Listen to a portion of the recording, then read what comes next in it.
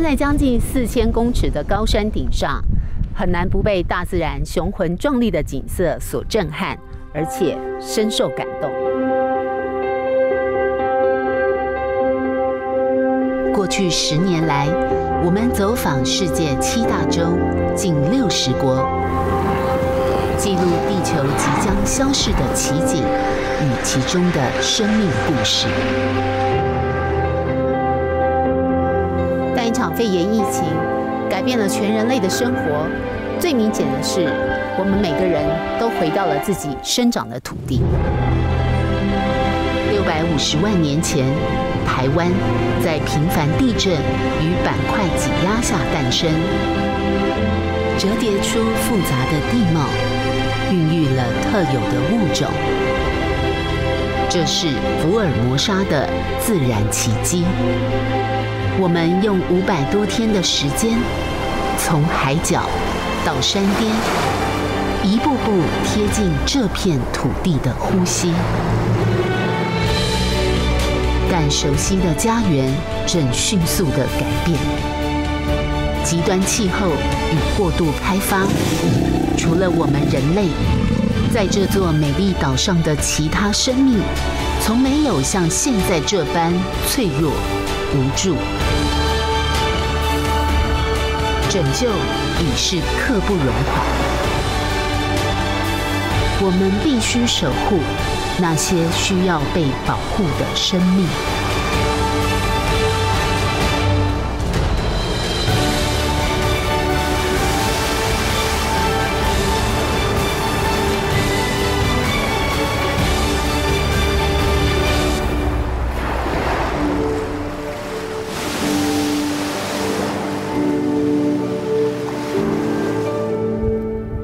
因为这是我们真爱的家园，台湾。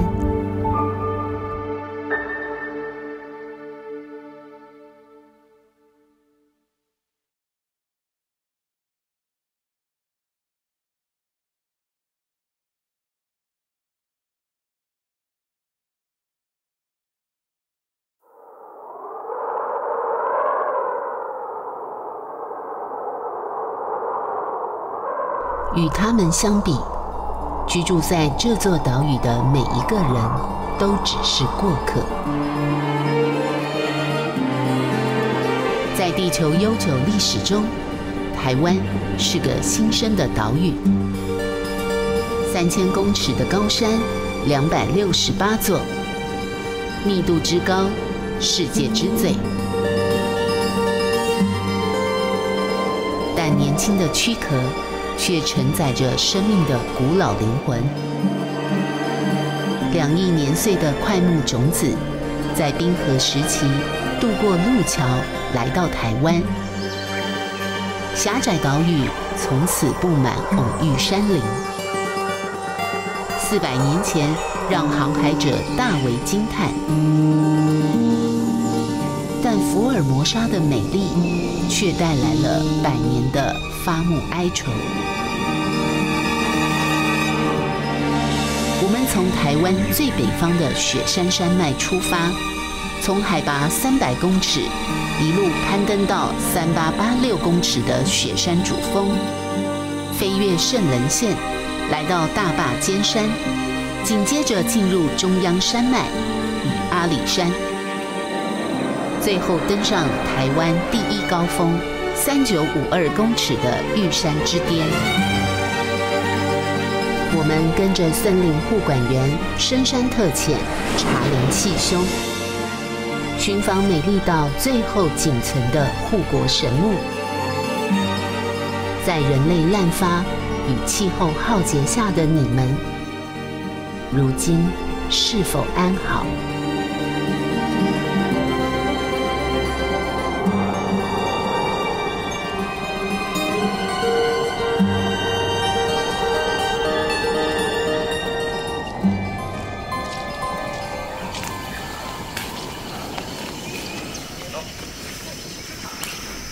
初冬，空气湿冷凝重，绝不是登山的好时机。这边比较滑，但却有人选在此刻进入雪山山脉北段最高等级的插天山。大家有没有问题？没有。好，那我们准备出发喽。好。吴磊正，老大。这5个平均年龄30岁的年轻人，来自四面八方，但他们有一个共同身份，那就是台湾山林的守护者——森林护管员。就看到你们每一个人的背包都好大 K 哦，都30以上了。嗯哼。森林护管员一次入山巡查的特遣行动，通常要5天4夜，20-30公斤的行囊是基本配备。他们更要应付台湾高山各式各样的严峻挑战。您平常都走这种路吗？差不多。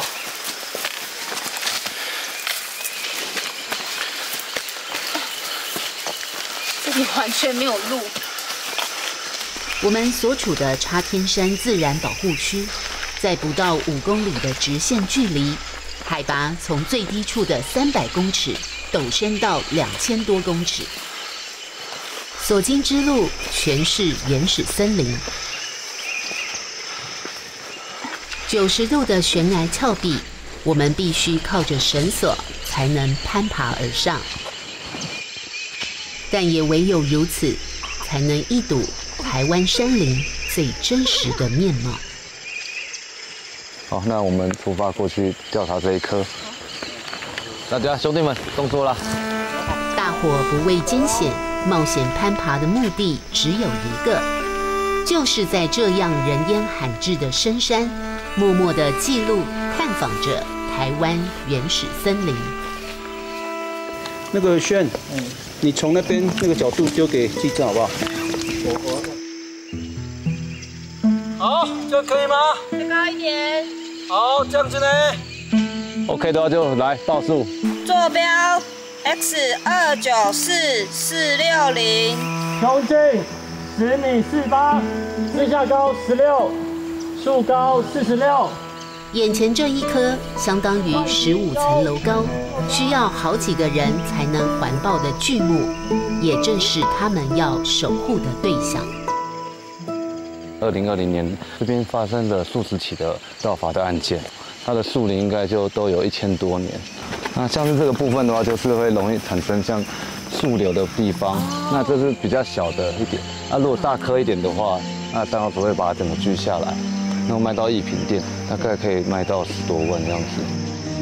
红块与扁柏，世界级的珍贵树种，高耸、巨大，最喜欢长在1800到2500公尺高的雨雾山区。它们生长缓慢，50公分的树径就需要100年。眼前这棵巨木，估计超过1000岁。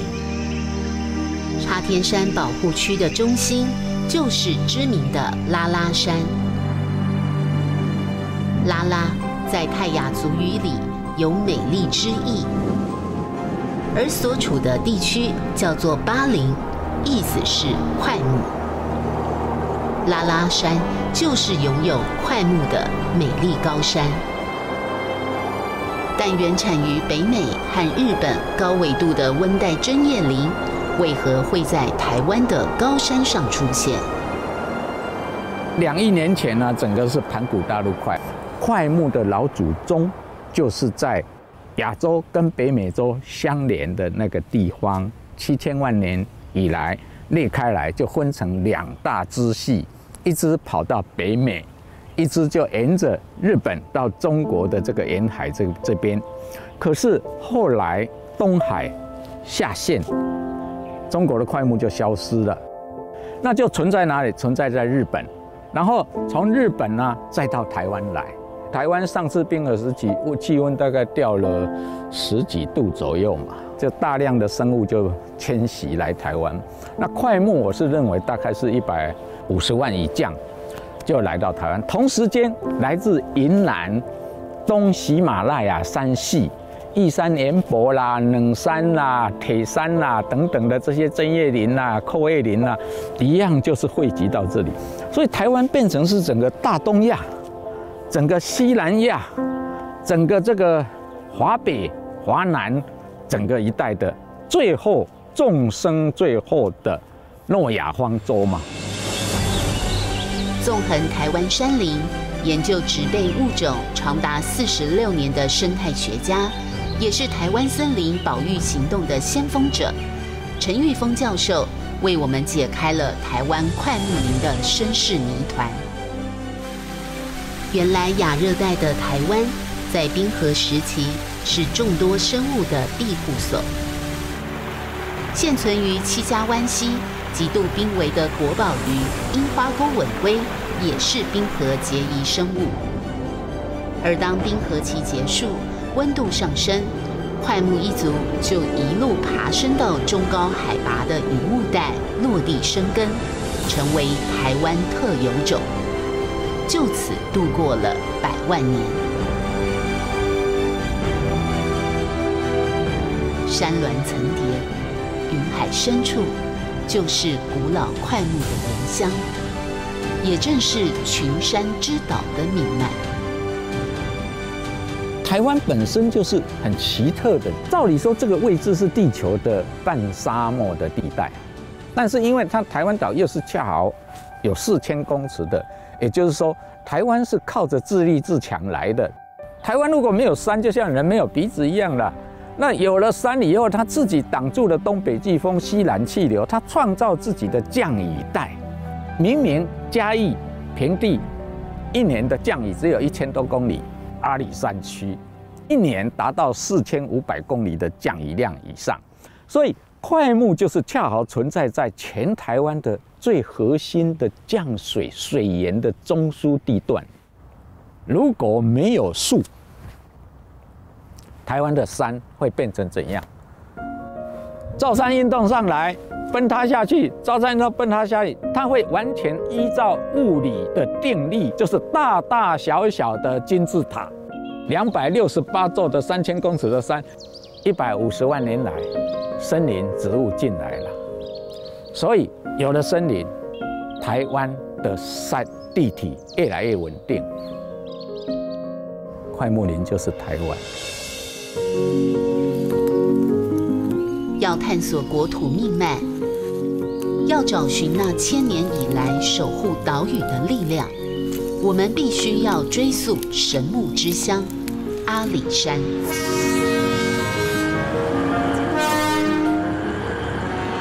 作为台湾最知名的景点，在自然历史上，阿里山拥有全世界独一无二的1000年神木群，但只是曾经。园区里面树龄超过3000年，唯一的一棵。哦。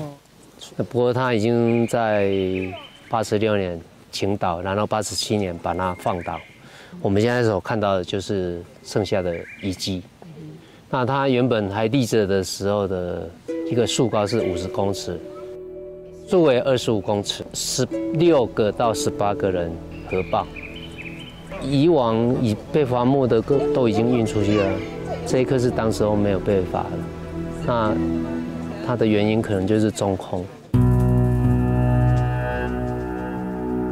19世纪，日本森林学者本多敬六在玉山东峰采集了第一份红块标本，也就开启了长达80年的台湾快木砍伐史。阿里山から出る木材の集産地であることが鍵師を活気づけております。16万坪の台湾総督府営林所経営の貯木場に最新式の製材機を装置し、その規模の大いなることはいかなる巨材をも自由にし、本邦製材工場中稀に見るものでありまして、東洋一の製材所と言われております。日本人给了阿里山东洋第一的美名，但举世无双，1000年珍贵的神木群就此走向灭亡的命运。阿里山旧火车站对面的那里的扁柏纯林是全球最高材积的，密度最高的一个回忆录写着你把斧头要拿起来要砍的时候呢，一挥就碰到另外一棵，你密到你没有办法去砍。那个时候的记录是1公顷采集高达3000立方公尺。你去查全球的森林，哪一座森林可以1公顷超过3000立方公尺这么巨大？现在大概只有热带雨林的那个很密集的地方才可能啊。全球的森林平均1公顷地里面，如果有500到600公顷，就算还不错的林地了。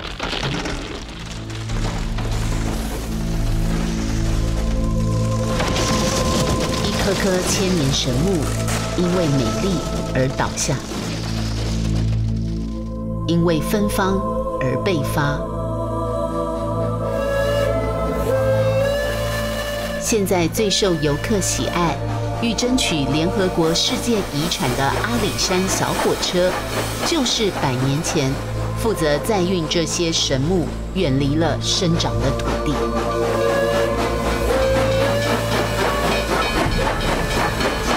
日本明治神宫前的大鸟居，顶天立地的巨木，正是来自台湾的阿里山。短短30年内，总计30万棵阿里山千年巨块，无尽藏的蓊郁山林，从此成为悲伤的记忆。过去30万棵的时代可以超过3000年，我常常看着那个照片都想哭啊！我第一次看到昭平上面的那个扁薄的纯林，一颗一颗一颗，整齐，几乎是整齐的状态，胸径2公尺、3公尺、4公尺，我激动不已啊！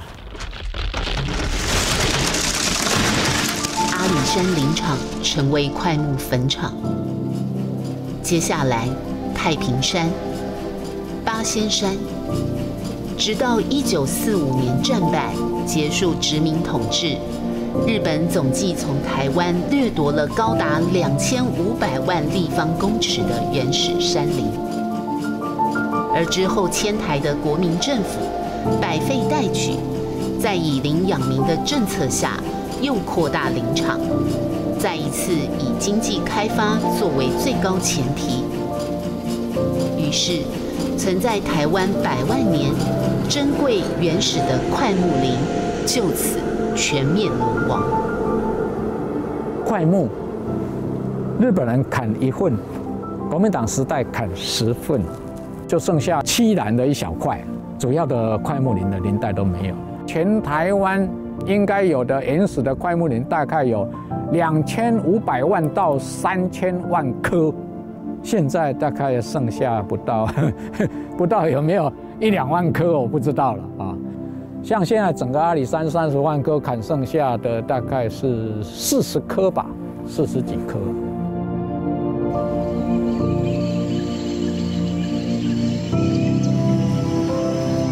眼前这一棵参天的大树，它的名字叫做千岁块，它的高度有35公尺，相当于12层楼高，而它的树围更长达11公尺，要8个大人环抱才行。千岁块也是目前阿里山巨木群最后剩下3棵树龄超过2000年的巨木之一。如今的阿里山，仅存的几棵千年快木，当时都是被日人认为林相不佳，才幸运地躲过刀斧宰割，存活下来。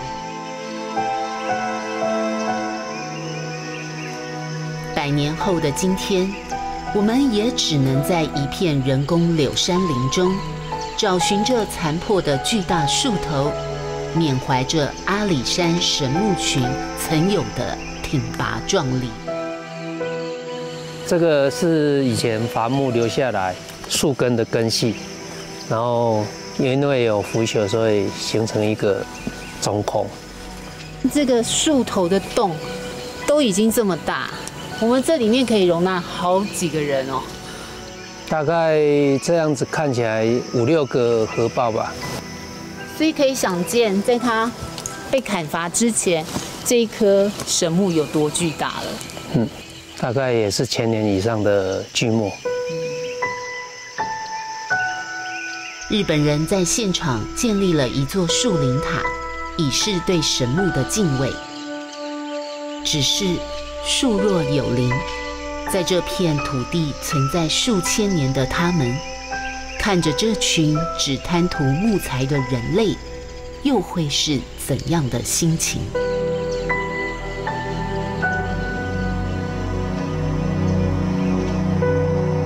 千年神木林，在我们有生之年都不可能再有。1987年，最后仅存的丹大林区数百公顷红块原始林被发，以陈玉峰教授为首的学界环保团体一同走上街头，为森林请命。台湾100年发木的血泪悲歌才总算落幕。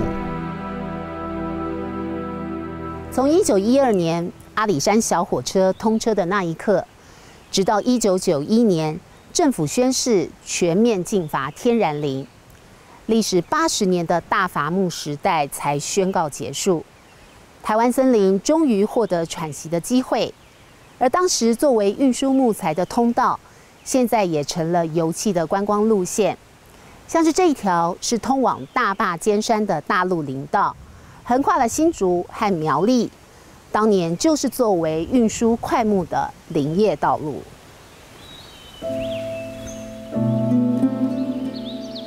从前的林场也成为今天的森林游乐区。山林占了台湾70%的面积，原本存在216万公顷的原始森林，可怜的只剩下一半。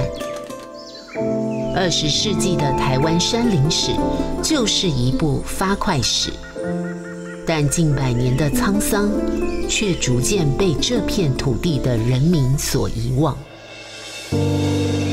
我们急于寻找在400年前让航海者惊叹的福尔摩沙，美丽之岛的原始容颜，如今还存在哪里？那会是在更高耸、更艰险、人类更难抵达的地方。台湾第2高峰雪山，这一段就要60度的坡，会让你喘不过气的坡。所以这个就是著名的雪山枯坡吗？这一段就是雪山枯坡，而且是60度的陡上，自己可以听到自己喘气的声音。真的。在人称雪山神龙的雪霸保育志工吴俊德带领下，经过1天1夜、长达15个小时的步行，我们终于抵达了万年之前冰河造访台湾留下的最高遗迹——雪山圈谷。圆弧状的巨大圈谷是山岳冰川的源头，也是最典型的冰河风景。美丽、壮阔，震撼着每一个低头造访的登山者们。这里以前就是冰河时期了，现在留下的冰斗地。地球曾经历过至少5次的冰河时期，最近的一次距今约1万年前。同纬度的亚热带其他地区都没有冰河的存在，但是台湾高山超过3000公尺，高度给了冰河形成的条件，也造就了从低海拔阔叶林到高山针叶林与冻原的多元生态。台湾拥有全世界独一无二的地质景观。但我们要探访的生物庇护所，还隐藏在雪山云雾深处。越过海拔3886公尺的雪山主峰后，在我们前方，有着挑战勇气与体能的双重考验。这个地段算是比较有风险的，因为可以看到它都是岩石组成，而且它就是只有一个斜坡面，踏点比较少。就曾经有山友就曾经在这个地方，一个跨过去没有踩好，就一路往下滑，滑了10几公尺。这里是要手脚并用，要手脚并用。你看我们因为装备比较多，所以现在真的要比较小心一点。如果你做不到点的话，我可以拉你。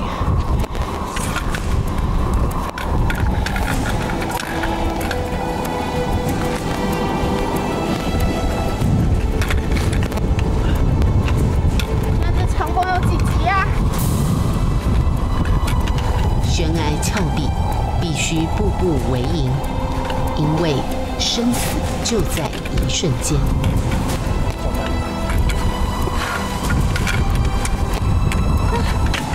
那接下来我们就是要挑战我们眼前的这个碎石坡，这个坡的坡度大概50-60度，它的长度看起来是不到1公里，它不断的有石头从上方在崩落，所以它这一段都是一个碎石的状态，有大有小，所以我们每一个踏点都要踩稳之后，再慢慢的往上升，要特别注意安全。所以其实这就是雪主，然后一直到翠池来回的必经之路。那我们就一步一脚印。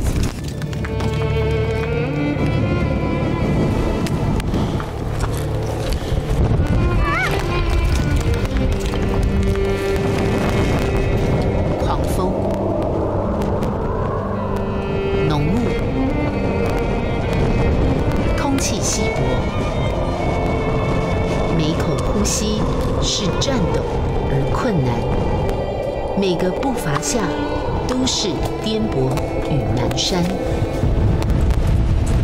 我们在3000多公尺的高山碎石坡上，体验着最严酷的大自然。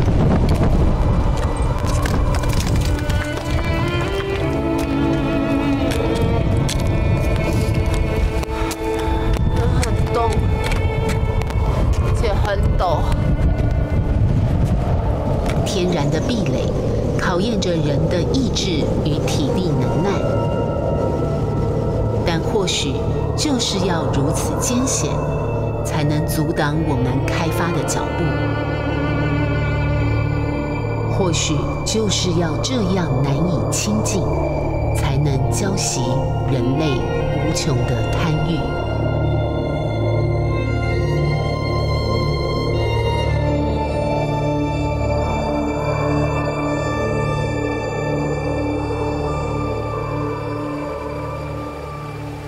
这里是台湾海拔高度最高的高山湖泊雪山翠池，高3520公尺。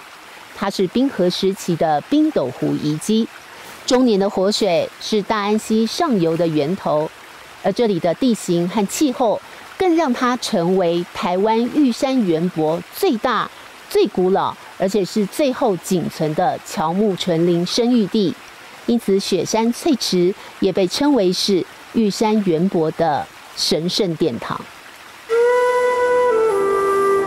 时而挺立，时而盘曲，生长在强风、严寒、贫瘠的绝顶山峰。玉山圆柏，自然界最坚毅的生命，以一种傲视群雄之姿，站上了台湾屋脊。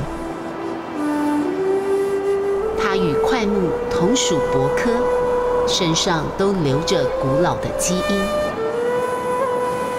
巨大的身形代表着苍老的生命。现在所看的这棵玉山圆柏，玉山圆柏的生长，它树茎要到13公分就要300年。那你看看它的侧枝就有300年，所以它的主枝干都上千年。所以我眼前这一棵玉山圆柏1000岁就已经1000岁了，超过1000岁。我们现在眼前看到的这一株玉山圆柏，它也不过一个手掌大，就有300年。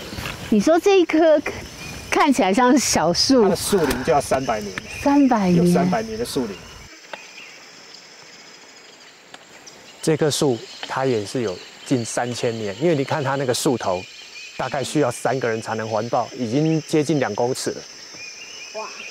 而且这株的树高也将近30公尺，只有我们2个大概只能绕这个面而已，只能半圈。半圈。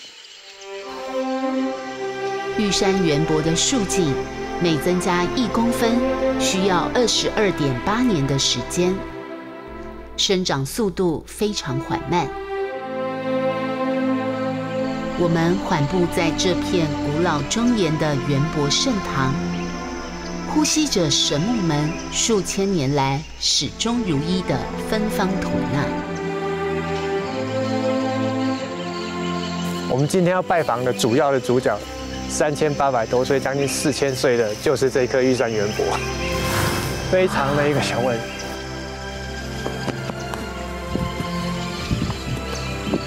这里到这里，对。然后在这边，1个人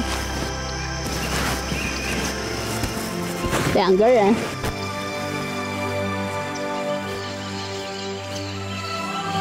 ，3个人，要足足4个人。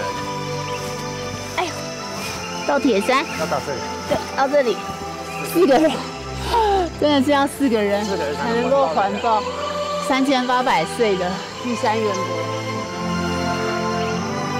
植物学家曾经记录到5000岁的玉山圆柏，是目前已知最高树龄的树种，更是台湾地质与气候的历史见证者。与它们相比，人类的生命渺小短暂的，犹如浮游一瞬。所以这棵玉山圆柏，它见证了台湾3800年的1000年的气候变迁，对，它还是依然这么的茁壮屹立在这里，帮我们守护着台湾的山铁线。它应该是最了解台湾这片土地的神木了。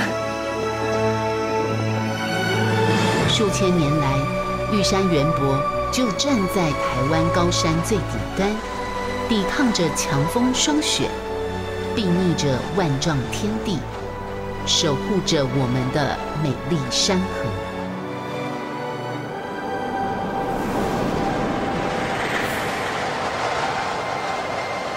但当海拔下降1000公尺的深山野岭，残存的红桧与扁柏神木们，仍旧面临无情的砍伐。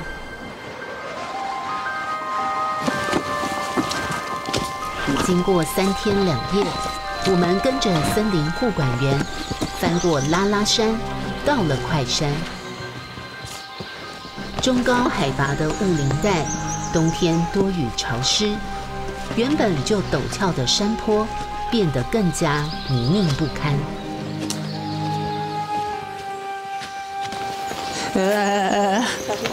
好，先生让先生。好，我们个个举步维艰，但这里也正是残酷的案发现场。前方也是一个红桧被砍伐的盗伐现场，已经闻到这里有很浓的桧木的味道。前方这个倒地的红桧，但是也可以看到它整个树干的部分都已经被切割出一个块一块，这就是山老鼠的杰作。在一般人难以抵达的深山，一棵巨大红桧就这样被连根翻倒。树干当中最粗壮的部分早已被大卸8块，残缺不全。可以看到这边的断面，然后在我们眼前这里就一个一个的这种锯成脚材，对，这一块一块都是桧木。这个当时的状况是怎么样？我看到现在满地都是桧木的方块，对，然后这里整个树干已经不成树形了，全部被切成这样子一块一块的方块，立体方块。山老鼠经过的时候发现的，然后就把它不断的一块一块的锯切成脚材，然后把它搬运出去，然后拿去贩售。那像你可以是闻闻看，这个是红桧它的味道，有一种那种淡淡的清香，那种桧木香味。真的，就是三老鼠最喜欢盗伐的对象，就是我们台湾珍贵的红桧。千年巨木遭到锯切惨死，但悲剧不止一桩。这是一个盗伐现场，这一棵是非常大的，至少有2公尺以上。它已经锯切蛮多脚台，应该有运出去的好几。就是空洞的话，那就是被三老鼠丢弃在这里，然后他们就会选完全实心的带走。这棵有20几公尺，应该有20出头。现在就只剩下残骸了。森林木部分的话是让人感到最痛恨的，那个活生生的一个那么大的巨木，要数百年甚至上千年、1、2千年的。那他们为了部分的树瘤，因为他们把它锯倒下来砍比较方便，而不是上去把锯那一块树瘤下来。那这样把一棵整个活的那么大的块木把它放倒，那真的是最恶劣的。市价的话，红桧的话一立方是18万左右啦。那坊间艺品店收的价格就不太一定了。有一个卖家啦，那他的月收大概有开到300这样子。几十公尺高的巨木，曾经因为难以接近，度过大伐木时代，侥幸存活下来，但最后还是躲不过人类的刀斧。就在这个生长了数百年的雾林带，孤寂倒下。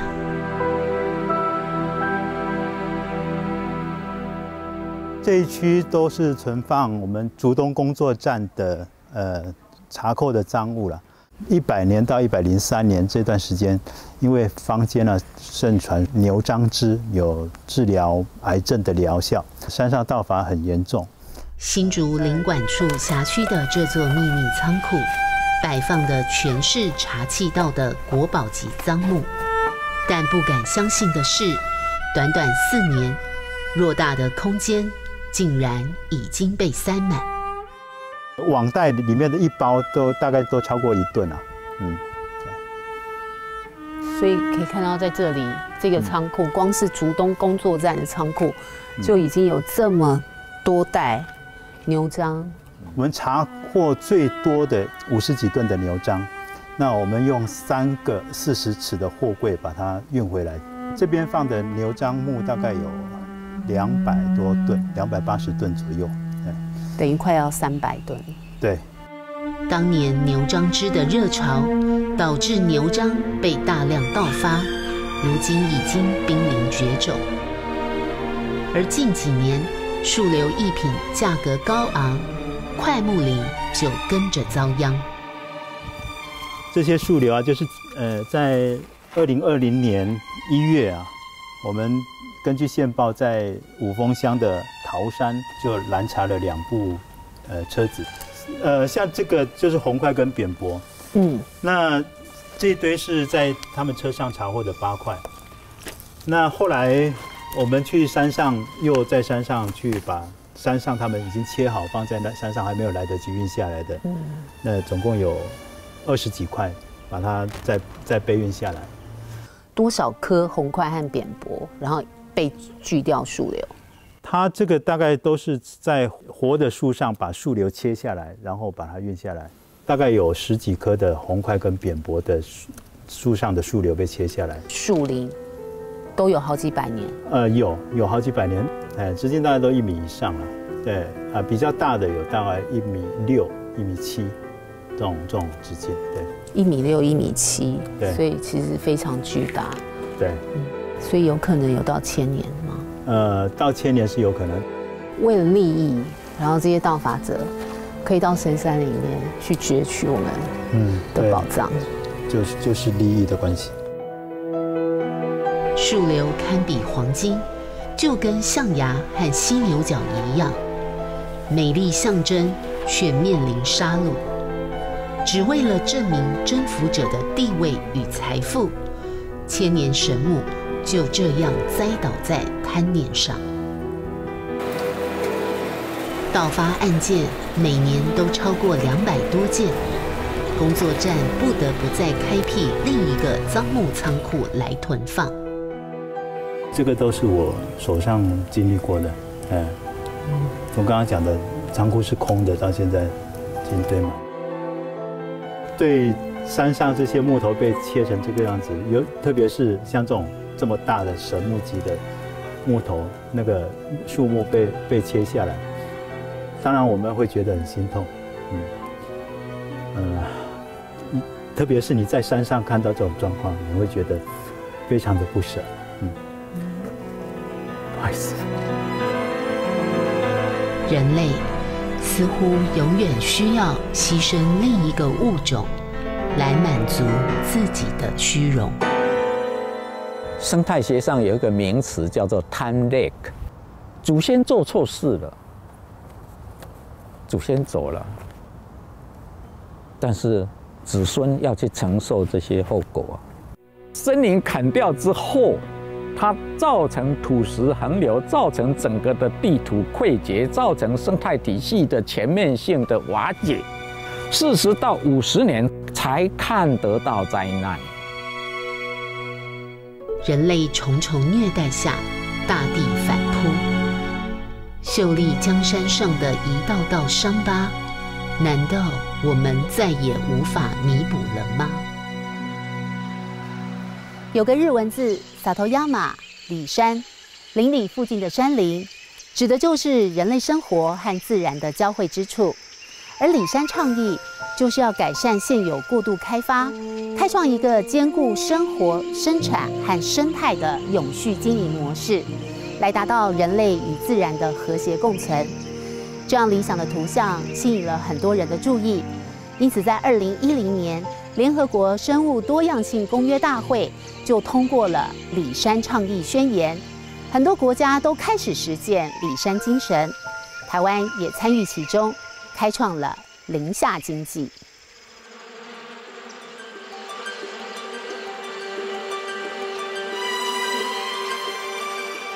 烟熏是让稳定它，现在不会害怕了。刚开始以前刚刚开始哇，被叮到我就糟糕了，我这一个头2个大。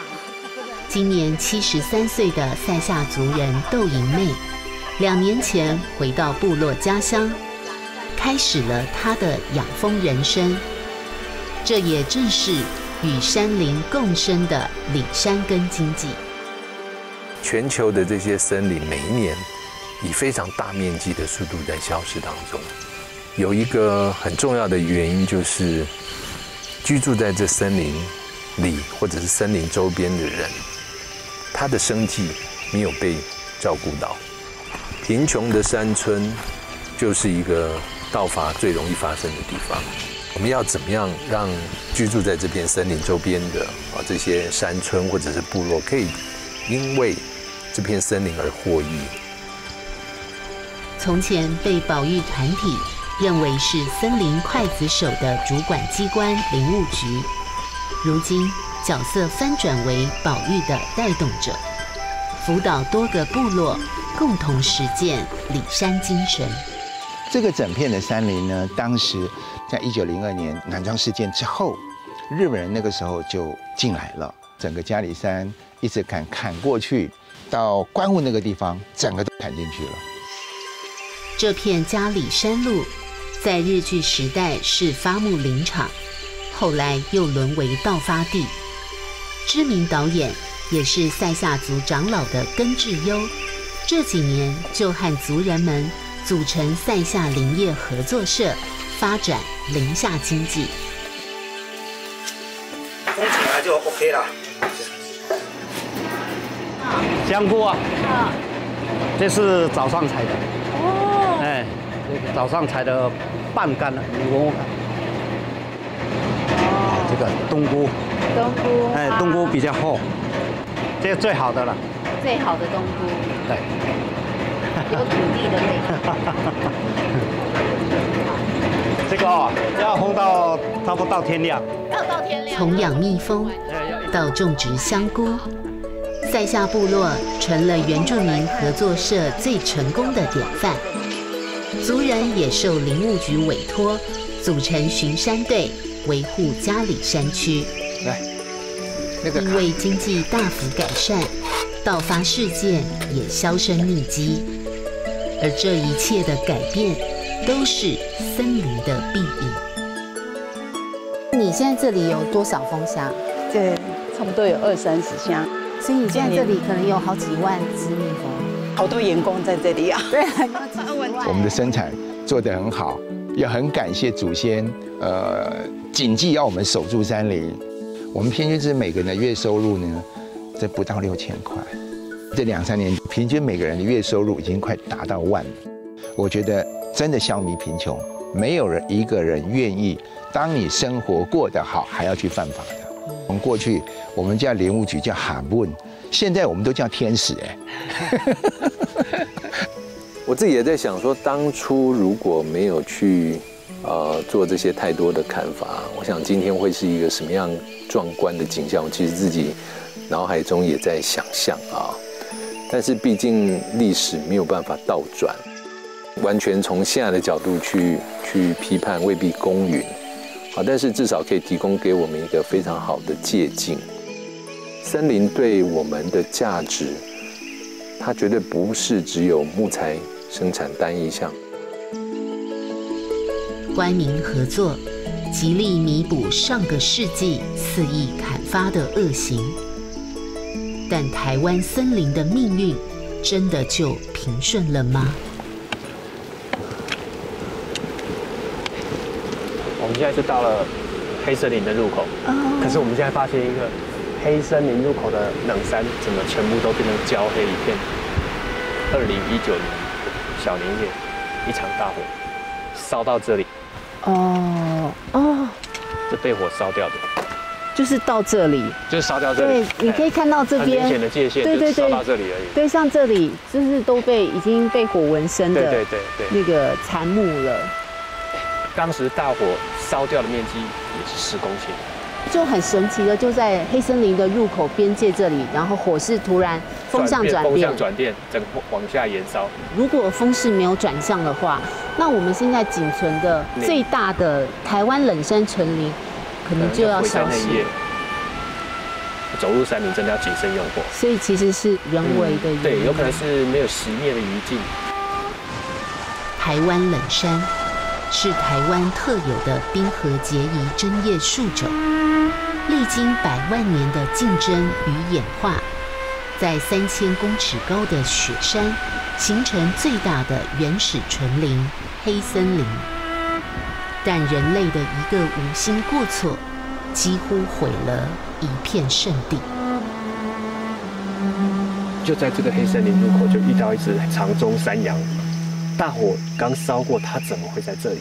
它就起身，而且回头看了我一下，那种感觉好像说想要带着我走进它的家里。哇，这里就是长鬃山羊的家，你看里面还有昨天晚上可能睡过的痕迹。对一只小山羊而言，冷杉即使干枯了，但树洞依旧是避风港。山林大地就是物种们的国度，而我们人类也都只是依附在大地的过客之一。150万年来，森林和地土就这样紧紧相系，生命相依。在无数次的地震、台风、崩落、侵蚀下，成为稳定岛屿的命定力量。尽管高峻，纵使严寒，它们始终在这里。于是，我们终于了解，从来不是人类在守护山林，而是山林一直在守护着台湾。玉山渊博帮我们牢牢的固守在台湾的第一线上，做好了很好的水土保持，我们才有这样美丽的一个山林的景观可以看得到。当山林开垦的时候，你有没有去思考到山林会不会破坏？森林里面所有任何的植物，它有它应有的生命跟它的功能。人本来就是森林中的一份子，你不可以脱离这个森林。一颗大红块1年产生了200多万粒，这么多的种子，只有极少数的，甚至于是个位数的，变成那样的大树。块木就是神机的神机的神机，捍卫整个生态体系。我们从来没有在抢救山林，是山林给我们机会。我何其盼望我们的子子孙孙跟我们一样，可以看到这一片天造地设、震撼的自然。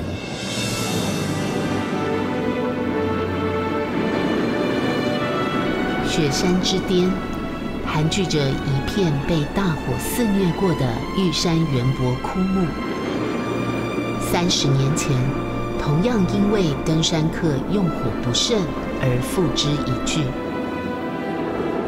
一个历经凛冽风霜、存世千年的物种，就此成为闻名的余烬。玉山圆柏将最美的身影遗留在山石之间，历史功过交付给了旷远的神秘。人类因无所敬仰而浅薄，神木因身后空虚而孤寂。风声呼啸下，似乎能听见他们的呜咽与叹息。福尔摩沙的子民们，你是否听见了？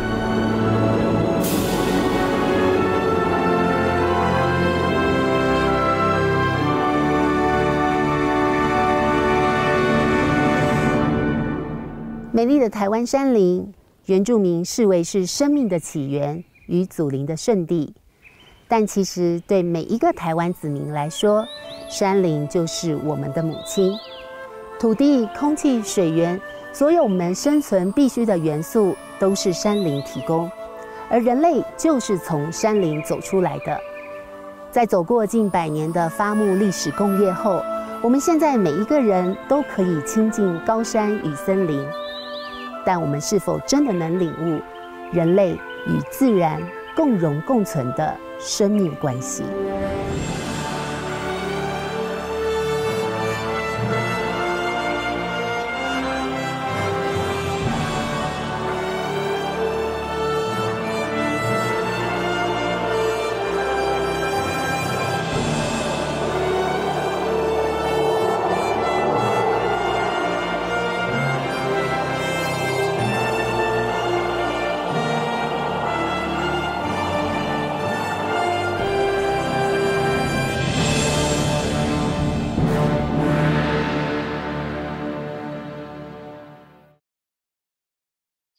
蓊郁山林是台湾的国土命脉，更是对抗暖化的利器。半导体龙头日月光与日月光文教基金会这几年来携手林务局，以实际行动富裕森林。